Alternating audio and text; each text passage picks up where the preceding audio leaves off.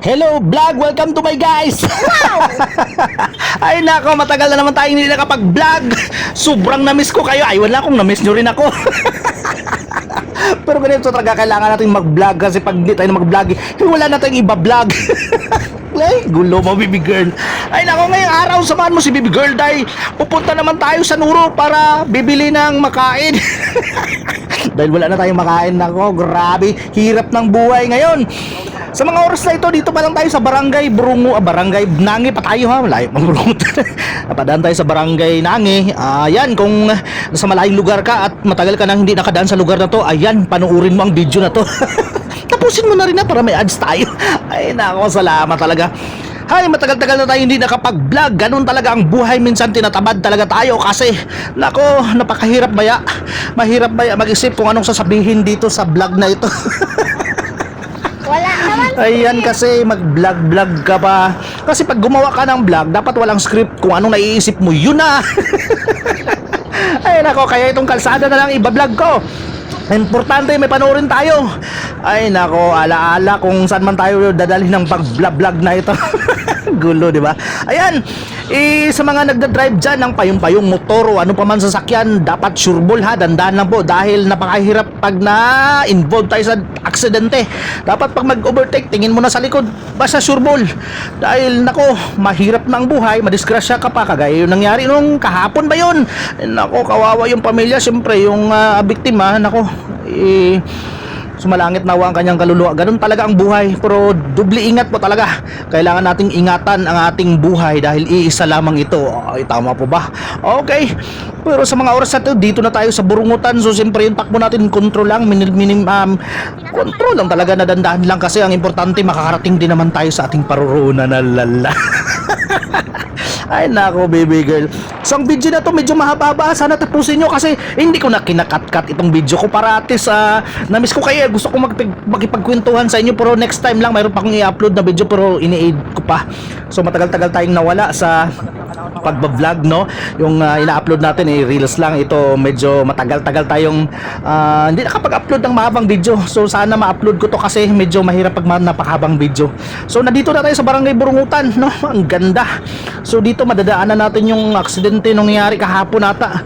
Pero so yun nga, ingat parati. Dapat sureball sa pagbumaneho. At ayan, malapit na tayo sa Nuro. Ilang minuto na lang makakarating na tayo. Medyo mahaba talaga itong video natin. More or less mga 7 minutes. So ganun po kaaba. So ang gagawin ko, hindi ko na to edit. Basta ang gagawin ko na magsasalita lang ako dito. Panoorin mo rin ha, para din may ads din ako. Kahit nakalahati lang panoorin mo, masaya na tayo. At kung siyempre kung nagustuhan mo yung video, i-share mo naman, diba? Na ganyan talaga ang buhay. Pinasok ko na tong vlog. Ang problema wala tayong supporters. Galala, tampo na kasi. O kasi wala man kayo nag-share ng video ko. I-share nyo rin kung may time kaya ba? At ayan na, dito na tayo. Malapit na lang talaga, konti na lang talaga, nasa Nuro na tayo. Pero syempre gusto ko pa rin na walang putol tong video na to para kung nasa ang lugar ka man, nasa abroad ka man o nasa ibang lugar, ano ba yun, ulit tayo, no? Ay, na-miss mo itong UP, makita mo itong video, ganun na pala ang UP, Medyo hindi lang kagandahan yung ating kalsada kasi walang mga road sign, walang mga pintura, pero at least okay, importante na dadaanan yung kanyang purpose naman na madaanan naman. May kunting lubak pero okay lang di ba? Be contented na lang kung anong mayroon tayo, di ba? Kasi ganun talaga ang buhay dito sa ating lugar. Ang importante lang talaga yan, buhay tayo.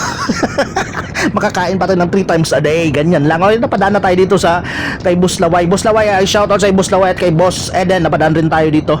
Ayan, bilis lang ng ating takbo. At siyempre mapapadaan din tayo dito sa gasolina ni Boss Grande. Boss Angry, shoutout sa iyo. At siyempre dito naman sa kabila kay Boss Hipos, Ma'am Trina and Pulipos, shoutout sa inyo.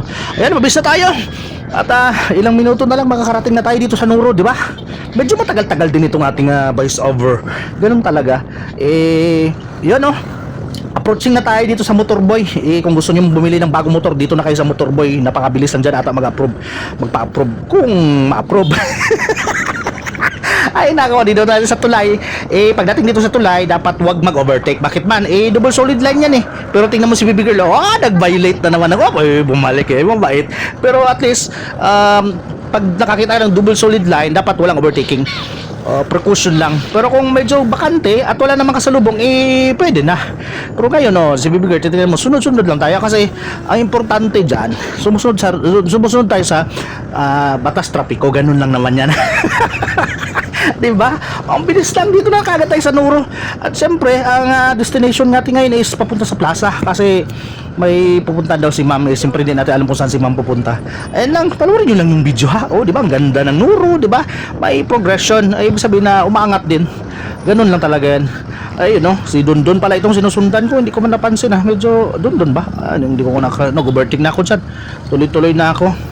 Hindi ko siya napansin. Shoutout sa Don. At ayun biglang liko na ako dito sa lugar na ito. Umasok na ako dito kasi medyo traffic doon sa nandito. Papasok pala sa Abad Street ito. Tapos tuloy na tayo dito. Lalabas tayo ito ng plaza tayo diretso. At ayan, paliko tayo.